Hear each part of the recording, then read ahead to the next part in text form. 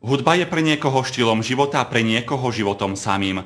V posledných dňoch navštívil rímskokatolícku farnosť klavirista ruskej národnosti pán Nikolaj Polubojarov.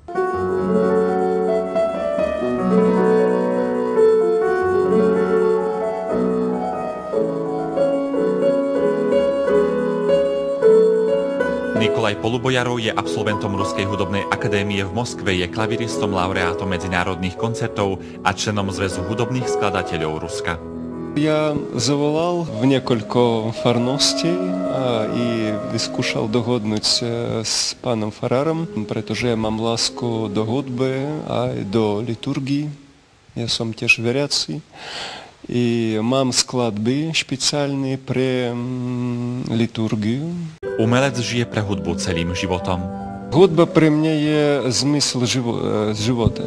To je viac ako len profesia, napríklad.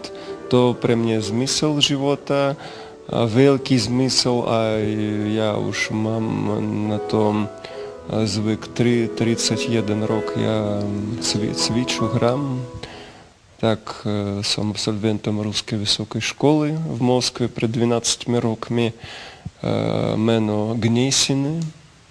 Umelec, ktorý sa nám predstavil, získal mnoho ocenení za prínos v oblasti hudby. Jeho najvýznamnejším ocenením je laureát medzinárodných koncertov. Jeden ako skladateľ v strede našej Zväz hudobných skladateľov Ruska. Tam všetci veľkí majsteri, veľký majú stupeň skladateľský. A druhý súťaž to je klavirový, to je Moskva, ale to je medzinárodný súťaž bol.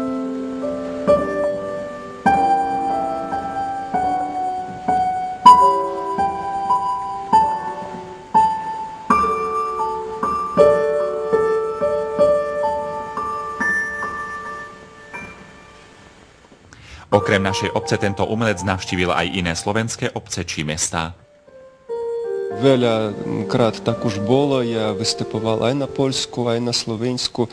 Ľudia boli všade spokojní veľmi od tých skladeb. Ja som bol aj v Košicách, aj v Bratislave, napríklad v Dubravke, v kostole Ducha Svätého v Bratislave,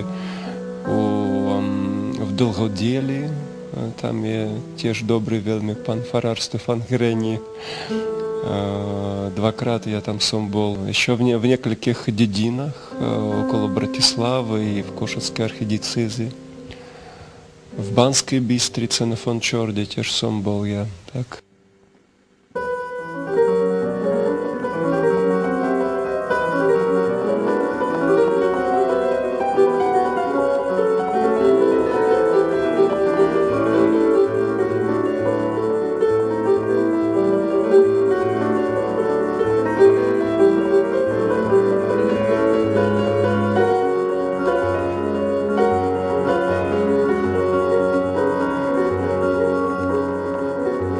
Nikolaj Polubojarov má okrem hudby vypestovaný vzťah k architektúre a histórii. Farský kostol ho očaril. Kostol je pekný, krásny, mocný. Trošku bola zima, keď pre artista je zima, to trošku horšie, pretože treba, żeby boli horúci, prekrvení.